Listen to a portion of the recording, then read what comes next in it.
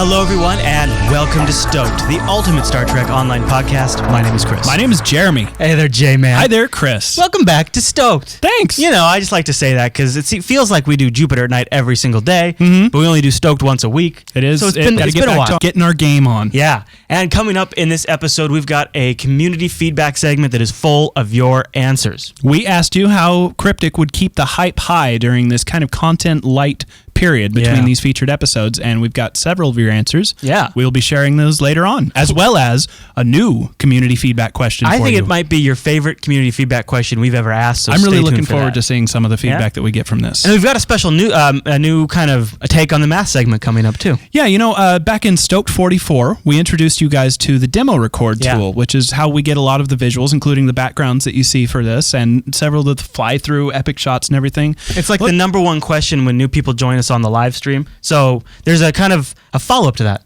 There is a follow-up. We actually have one of our regular viewers who you've heard us mention on numerous occasions, an editor at StoWiki, Rachel Garrett, will be joining us to introduce us to a really, really great tool that can complement your use of the demo record function, and we'll be covering that in detail. Absolutely. But up first, we're going to cover the news, and Cryptic themselves had a bit of a news story. Not so much about Stowe, but more about the company. Now, you might remember Jack Emmert. He was the chief operating officer at Cryptic, and he's kind of got a promotion this week.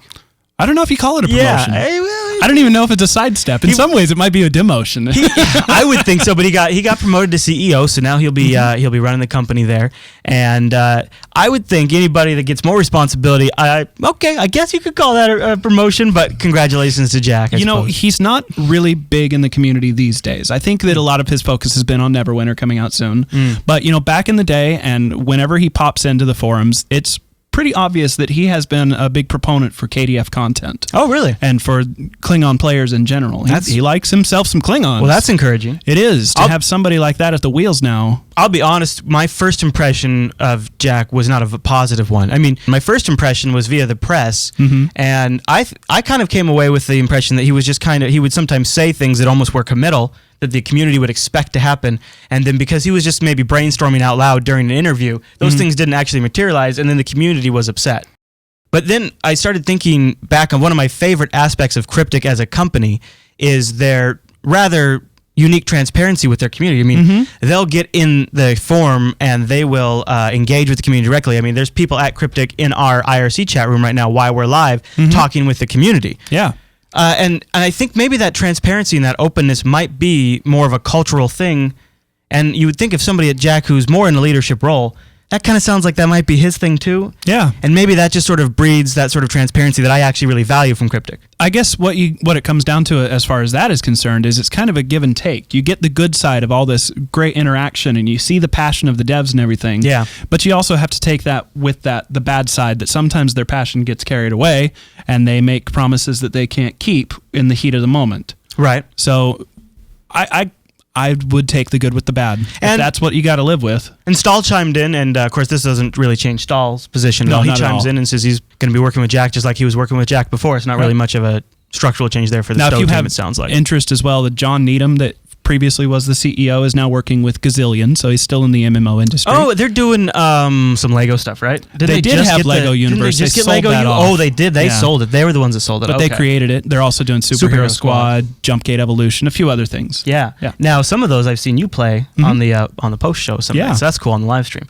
Now, moving on from that, I got my hands on the new Prometheus retrofit multi-vector assault mode ship, and I gotta say, I'll share my cons at the end, but pros up front. It's a fun ship, and design-wise, they nailed it. There's certain ships. You mean visual? Yeah, visually are really great in the game, like the Sovereign and the Intrepid and the Galaxy refit, and now the Prometheus are just some of the best work in this game. That just looks right, it hangs right in space. I went all stock design on mine. I wanted to keep it pretty stock. I didn't even enable the Aegis set visuals because I've heard there's bugs there. When you separate. And that might be where I'll start with some of my complaints is this is a $15 item for purchase. Unless you grind 1,200 points equals $15. Yeah, right? I think so. And unless you grind out 500 emblems so you can buy it in game, which is cool that you can. And let's be honest, nobody grinds that. I don't think anybody in the right mind has ever ground 500 emblems. If you have, I'd love to hear you and how long it took. Yeah, I would because love some to of the know folks how in long. our fleet have estimated that it would take about 3 months worth of gameplay, of solid grinding gameplay. So of course I'm not going to do that, especially because I want to talk about it today. So I grabbed it from the C-store.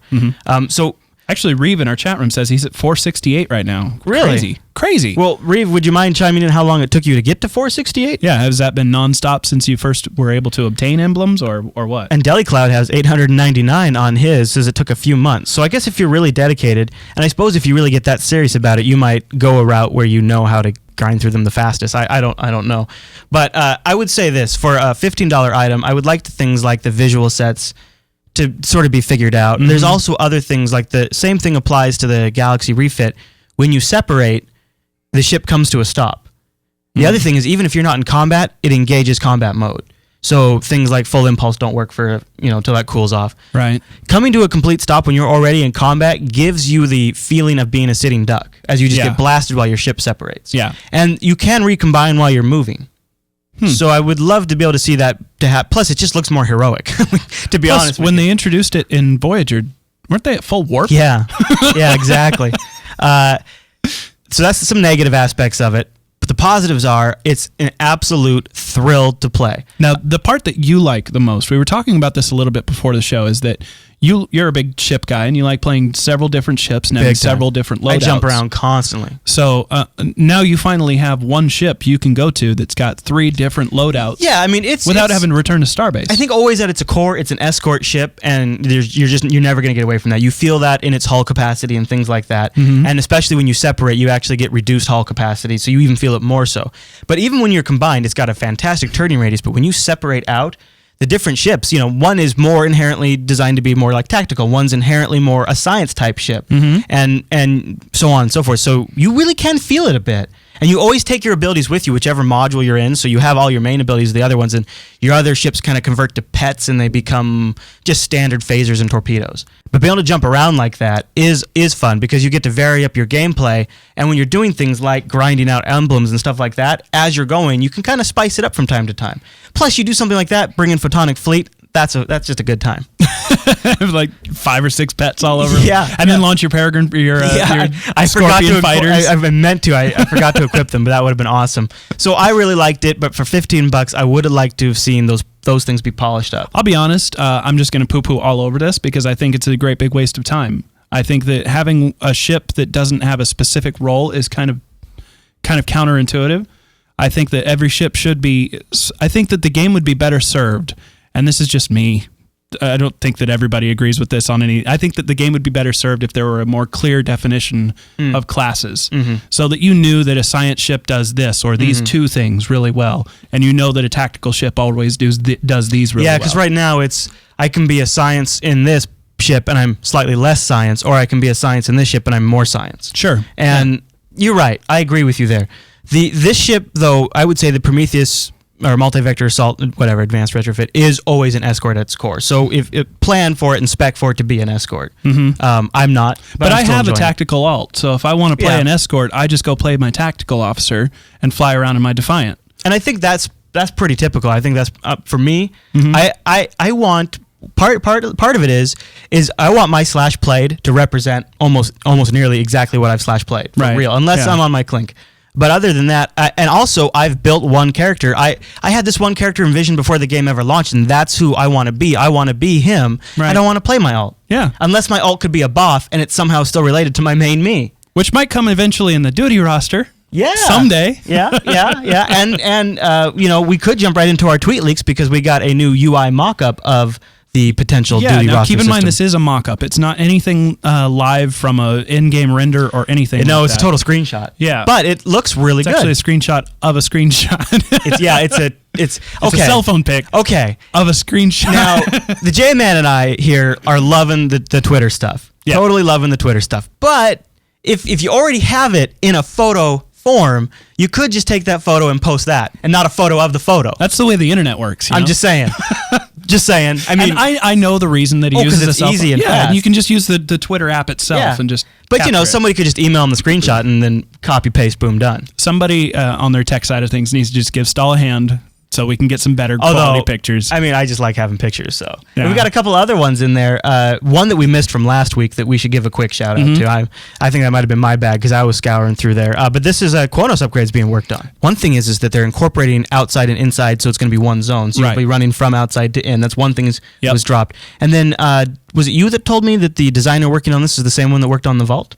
It wasn't me telling you that, but I believe that is correct. So that's I am in love with Cryptic's environment art recently. So, all of the featured episodes have been awesome, and I'm really looking forward. I think Qo'Nos is going to benefit from waiting. To Starbase has been great. Yes. So yeah. This is going to be a great thing to see. I'm excited to see that it's already in progress because that might mean we get more shots before it's actually finished. Oh yeah, yeah, oh yeah. Because isn't it? It's been rumored to be part of season 4, right? Yes. So yeah, and we're getting it a little early here. Now the next shot I want to take a look at is this was Captain Logan, right? Yeah, and a bunch of other folks. Yeah, and they were reviewing the submission contest for the design the next Enterprise. And actually, in response to that, we did get a final confirmation. I think we already knew this, but it hadn't been really confirmed. But CBS is going to make the winner determination, which makes sense because they're going to incorporate it as actual canon into the Star Trek universe.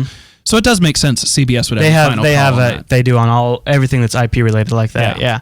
Now another tweet leak that we got, I just like calling it that, is a picture of the revamped ground combat system in work.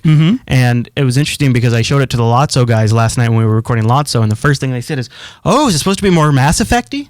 I'm not kidding you. I hadn't said anything. I still don't buy it. I don't buy it because I think the Mass Effect is more than just the aiming mode. It's also the cover system.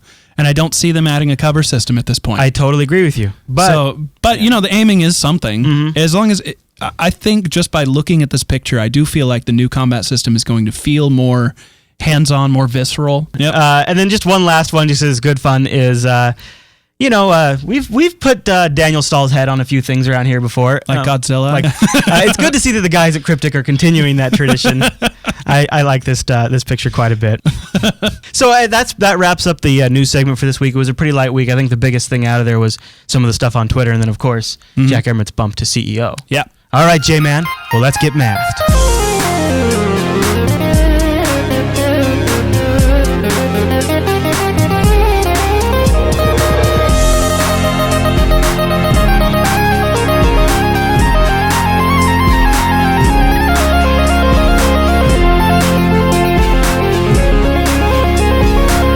Hello, everybody, and welcome back to Math once more, a non-traditional version where it just won't be me up here telling you all about what we're going to be covering. I have a guest with us. Now, before we get into that, I want to tell you that this is going to be about Demo Record. Now, we covered Demo Record in brief, kind of an overview on how to use it back in STOked, episode 44. One of the most common questions we get when we're getting our visuals on the live stream is how do you use it, what is it, and how do I launch it? Now, for those of you who are interested in using Demo Record, I have great news. We have an incredible tool now at our disposal, courtesy of a member of our community here who goes by the name of Rachel Garrett from STOwiki, who we have spoken about on our show before. But unfortunately, we were extremely disappointed to find out that Rachel Garrett is actually a man. Chris, say hello to the STOked audience. Hi, STOked audience. Now, we are going to have links in our show notes on how to download this and how to get help on it and several other things. But I wonder, Chris, can you just give us an introduction on what the DemoLauncher tool is and why people would want to use it? If you are using Demo Record, you will have a huge pile of demo files on your hard drive, and you would want to have a practical file browser that will let you manage these files. And DemoLauncher reads the meta information from the demo files and gives you information like the map name, the character with which you record the demo, the length of it, and just with a simple double click you can start them without messing with the command line. Yeah, I think that's one of the greatest parts of this. I mean, I know that it has some pretty incredible other features, which we'll get to in a moment, but having to not deal with the patcher in any way is a huge boon just right off the bat, and I'm loving this tool. We use it every week. But why don't we get into some of the fine-tuned features of it? I know that one of my favorites that was recently included in the DemoLauncher is the auto parse feature. So it will actually remove those the text notifications. Now, you were saying when we asked for this once on our live stream, and you just happened to be in our chat room, and you went and implemented it immediately and broke the whole dang thing. So how difficult was it to get this to actually work? Not so hard at all, because on the forums there are some really knowledgeable guys who help you with this kind of stuff. So the demo file itself is just a huge text file. So when you know what to look for, you just can look at the piece of code and then implement something that removes it from the text file. And if you remove it from the text file, then demo client won't show you the pop-up. So this is what the DemoLauncher tool now does for you. It automatically scans for the notifications, and with the click of a button, they are gone for good.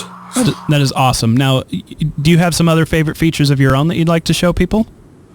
Oh, well, the most recent addition is a tool that will let you remove just about any FX, special effects that are in the demo file. Just, I don't know, an ability you don't like the visual of. For example, there's a filter called Remove FX, and you just type in, like, I don't know, photon torpedo, and it will search all the special effects that have to do something with photon torpedo, and you can remove them. I don't know why you would remove photon torpedoes, but maybe shield ring FX or stuff like that can remove pretty easily now. That's great. So that can make some pretty clean videos for people to play with in their machinima or whatever they're doing with it. Now, you mentioned just previously that there are other people helping you out with this, so this is very much a community effort, and I actually wanted to point out to our viewers watching that this is also an open source project. You can actually access and take a look at the open source code available over on SourceForge, which also we have a link in our show notes, just to make sure that you can feel comfortable that, you know, this guy isn't making a tool that's going to steal your account info or anything like that. You can actually take a look at what he's doing with your files. Yes, actually there was someone who thought that his antivirus software had a problem. We couldn't figure it out because he wouldn't come back to me when I asked him about it. But if you have problems like that, just download the source code and get Visual Studio Star Edition or something like that and compile it yourself, and you're on the safe side. Now, in terms of future features, I know that you are currently working on something that I think potentially, as you put it, has very far-reaching consequences. You're working on a way, if I understand this correctly, to actually swap the costumes of what are displayed in your demo files. Can you tell us what that can actually do for people that are making machinima? So you can get it right now. It's in the latest build I uploaded just 3 hours ago, and it works. Right. So you open a demo file, and you have a character in there, and you want to replace it with a character from another demo file. For example, you want to replace your character with, I don't know, Admiral Quinn, and tell Admiral Quinn's adventures or something like that. Or you want to have Q as one of your bridge officers, for example. Or you want to fly the crystalline entity in a mission. You can do so. You just open a demo file, and you open a second demo file, and you choose the two costumes, and you can search for them, and you simply replace them. And just yesterday I let Q fly around and rescue the Azura. This worked pretty well. What a nice guy. So, and that's all done in the interface itself with simple click and select and doing a few buttons? You don't have to be a hacker to do that. It is really, well, some of the internal names that are used in the demo file are a bit weird. So you have to figure that out once, and when you know that, you're done. The scimitar isn't called scimitar, but something like Romulan, I don't know. So it might take a little. It might take a little trial and error to figure out what exactly you want to do. Yes, but there are incremental search boxes. You just can start typing, and these huge lists with all the game assets will shrink down as you type, and this will make searching for specific stuff much easier, I think. I think I have a genius on the line. That sounds amazing. No, certainly not. I'm incredibly impressed. I thank you for continuing to work on this. And if you are watching this episode, I would totally encourage you to go check out our show notes. I have a a link so that you can download this, as well as a link where you can provide further feedback. Just as Chris said earlier, this is a community project. The more feedback he receives, the better functionality he can include for the future. So actually, I had one last question for you, Chris. When we capture our visuals, we just do it over a direct HDMI feed into our usual stuff. What software do you use? I know that's a question we get a lot, but we don't use any. So what do you use to make videos out of this? So there are different ways. I started out using Fraps. That has the downside that you need to have a graphics card that is as powerful as is required to render the video in real time and capture the video at the same time. So you need to have a really strong PC, and there will occur frame drops. A forum member pointed out to me that there is an internal mechanism in the game client that will automatically record a snapshot every 33 milliseconds and stops the demo and waits until the screenshot is recorded and then advances another 33 milliseconds. Oh, like a flipbook. Exactly. You will get an image sequence in your screenshots folder, and that's behind the button render demo. And if you click that, then the demo will play back, and very choppy, depending on your machine, but you will get a really smooth 30 FPS image sequence. You need to reassemble the image sequence using a third-party tool like Virtual Dub. But this works great for people who don't have a machine that is able to render high-definition demo sequences in real time. Yeah, that's great. And then just assemble it with a simple editor. Like I think I saw that you use Sony Vegas, right? At work, we have access to Sony Vegas, and my boss is kind enough to let me use it. At home, I use basically Virtual Dub and Fraps or this demo rendering mode to assemble my sequences, and then on my free time I may use the video editing software at work. All right. Well, great. Well, thank you again for joining us, Chris, and I look forward to seeing as this project continues to get just more and more robust. I'm sure you're going to continue to dig apart those demo files and figure out what else you can screw with. That just seems like that's right up your alley. Again, if you guys would like to download this, check our show notes. I highly encourage it, and if you have any feedback, there's a link in there as well. Okay. Thanks for having me. Bye. And live long and prosper.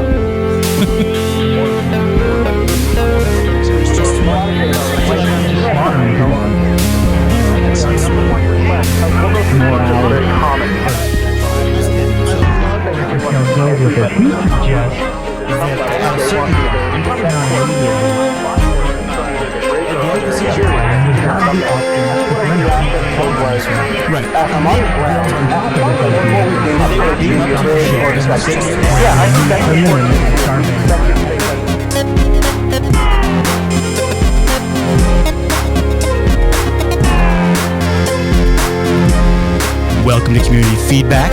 Last week we asked you what possibly can Cryptic do to keep excitement high amongst the player base during a 4-month content lull. And sort of the framework was, if it's a content lull, they probably can't make a lot of content. Yep. But people just weren't okay with that. What'd you think, J-Man? Well, I'll be honest, we didn't get a whole lot of responses on this. But the few responses that we got were lengthy, involved. You guys had a lot to say, and pretty well phrased, to be honest. And but really, everybody, they were kind of a common thread. Everybody across the board that sent us their ideas had very many ideas in common. One of those was that no company that's putting out content on a regular basis can afford to not put out content on a regular basis. I think that's something that we all agree with. So that was kind of the thread that we had going into this, was everybody was like, they just got to make it. Do it. We got to have something. Yeah. So now some of the ideas for that were like simple dailies. You know, the last featured episode did not have any dailies attached to it, even though the previous ones did. Right. I think that was just like a time crunch. I think I saw that somebody, that Stahl actually said he was in charge of making those, and other things got in the way of it. So maybe we'll actually get some of those soon, yeah, that'd hopefully. be cool. But the fact that there wasn't any mean that this is just that much more of a a stab in the side, I suppose. I guess, it's the hard part is people are just coming to expect a lot of content being added. And one of the things that people kept saying is, well, maybe we can take that on a bit ourselves, but we need the Foundry on holodeck. Yes. And of course, Cryptic saying it's not on holodeck until it's ready. Mm-hmm. And it's like, okay, well, we need it to be ready. And if the reason is that they can't put it on holodeck yet, even if it is buggy, is because the bugs will cause some sort of fundamental architecture problem where Usually. the whole game goes sideways, right. Explain that or something. So right. we know. It's not just like this function doesn't work right. It's funny because usually for as transparent as Cryptic is, it seems like the information around the Foundry has been very opaque. I feel like we know very little about what's going on, and now people are kind of getting anxious. I mean, it's like the number one topic is what the hell are we going to do for 4 months? Mm-hmm. And it's like, well, the Foundry would be great. People are saying let us carry that battalion. Maybe if Cryptic themselves has to focus on generating totally new stuff for season 4, and they just have to really focus down. Maybe a few remastered episodes would be great here and there. But let the community go with it. But we need that Foundry. Yeah. Yeah. Well, now another idea to let the community go with it is just to have.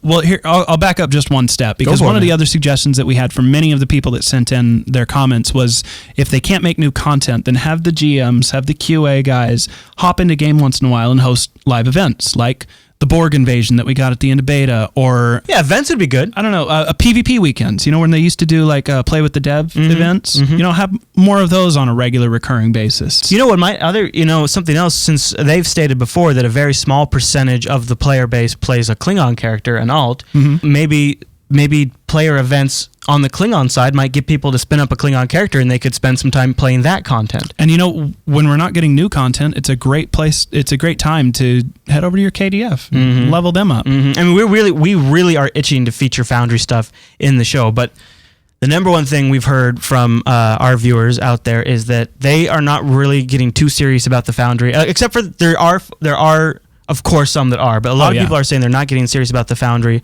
until it's ready for official use, and they know that everything they create can be played forever. Yep. So we're kind of hesitant to start featuring it right now. Well, something that might help with that is Foundry Spotlights. They brought those 4 missions over before, and when we talked to Stormshade before, he said that he would like to keep doing that. But it's extremely labor intensive. It is. Well, it's not as labor intensive as creating a whole new content, but it still is new content. Still takes time for players on holodeck.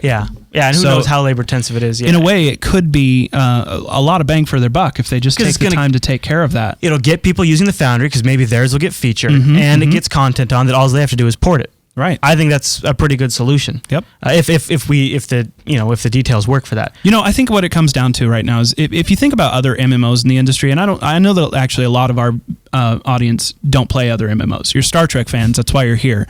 But a lot of other MMOs out there in the world, they don't roll out content as frequently as Cryptic has been rolling out content. The problem here is that they have been rolling out content, and the more you feed this appetite, the more voracious it gets. So when you have nothing to feed them, they're all that much more hungry for it. And it also depends on your existing content. If you have a lot of meat there to begin with, you can sort of afford not to update as frequently, I guess. So there's that element too, where I mean, it seems pretty crowded at the VA top right now. And I've heard them say that that's not where the majority of players are, but that number was from a long time ago. And when I warp into Gamma Orionis and there's 50 ships on top of me, it feels like there's a lot of VAs personally. Well, and let's be honest, even if that's not the majority of players, that is the majority of the dedicated hardcore players. Sure, that makes sense. Yes. Yeah. Now we had an idea though, so let's move forward with the fact that eventually we're going to get our hands on the Foundry, and maybe sooner than later if everything works out. And some of these will be people. Some of this will be people's first time on the Foundry, and it's sometimes hard to get your creative juices flowing. Sure. And we wanted to get a little inspiration, and the best place we thought to get inspiration from is Star Trek itself, because we want to make Star Trek missions. We want to make our own episodes. Yeah. So we thought, let's ask you the following question, and write in to STOked@JupiterBroadcasting.com, or join us live next week over at jblive.tv Saturday at 11 a.m., and we're going to feature your calls as well. Well, if we get some. But what's the question, J-Man? Lay it on him. The question is as follows. What classically Trek moments from the original series would get you excited to see in a Foundry mission? That includes specific scenarios or quotes or locations. I'd even like themes or storytelling elements, something like that. And what we would like is when you send in those suggestions, if you happen to know the details, like which episode it's from. Yeah, that'd be great. Yeah. If you even know the time, because what we want to do is then we want to feature those on the show and talk about those moments on the show too. So we kind of, if we're going to get a lot, it'd be helpful to know where to go find them. And share both yours and our ideas on how those could be incorporated into a modern Foundry mission. And then we'll come back with that, and then we'll see which ones we think might just be the one everybody goes with. Now, keep in mind a few things. We did say the original series. I know that not everybody out there that's a Trek fan is necessarily a fan of that series, but we'll probably do this again in the future, and we'll go with the DS9s and Voyagers and all that stuff. Got to start with the fundamentals. Yeah. Also, we're learning here. Additionally, stay away from anything that'll infringe on likeness rights, because that's not something you're allowed to do in the Foundry. So when you're talking about bringing in old characters, we probably won't be able to see Mud. That's probably off limits for players to incorporate. Example. Or core, people like that. But maybe, their long-lost relative or something. Sure. Plus, it's going to be in 2409, 10, whatever. Right. Which is another challenge, is how do you take some of those classically original series moments and translate them into a modern future Star Trek Online timeline? Hence, the main point here is inspiration from those moments. Yes. So we'll see where we go with that. And I'm really looking forward to that, because I would love to bring in some classic Trek to this. You know why I love this? Why? Because it's going to be a great excuse to go back and watch the original series again. Absolutely. All right, J-Man, well, that just about wraps up this episode of Stoked. Now, there's a couple of bits of business you might as well know about. Number one, this episode, or all episodes of Stoked, come out on Tuesdays over at JupiterBroadcasting.com, and there's feeds there for HD versions, portable versions, audio versions. Man, you just grab those for kind of any way you want it. They're in iTunes as well, and then you got it every time we release. And then we also shoot it live over at jblive.tv, like I mentioned, Saturdays at 11 a.m. And then one last quick mention is I wanted to say thank you to all of you who signed up for monthly donations or gave a one-time donation. The Stoked audience was some of our most generous out of all of the shows that we do. Good job, guys. And it really means something to us. It is very rewarding. So thank you for that. And if you'd be interested in supporting the show, head over to jupiterbroadcasting.com/donate. And there are also some alternative ideas for other ways to contribute to the network floating around a Jupiter colony on forums over there. So head over there if you have other ideas that you would like to share with us. Jupiter Colony is a great place to go also just to discuss all aspects of Star Trek or Stoked itself in the Stoked subform. And if you'd like to find out when we are releasing all kinds of different information like episode details, live events, things like that, head over to facebook.com/JupiterBroadcasting. Man, we're all over the internet. I know, man. Well, I think that's all the business we wanted to wrap up. Okay, everyone. Let's get out of here. Thanks so much for watching this episode of Stoked, and we'll see you next week.